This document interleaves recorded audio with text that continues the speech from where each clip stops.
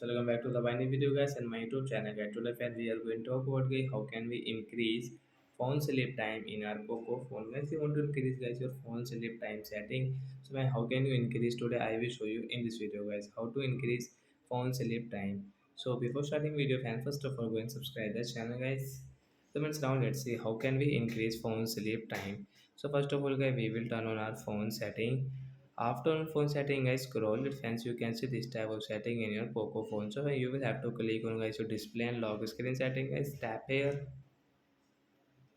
and guys scroll. Friends, you can see lock screen setting guys, sleep setting guys. Tap here. Friends, you can increase your phone sleep time from here. Guys, you want to increase into 5 minutes. So we will tap on 5 minutes. Then guys, you can see after 5 minutes of inactivity means guys your phone sleep time will increase after 5 minutes guys your phone will sleep if you do not touch anywhere. If you touch then guys time will start again.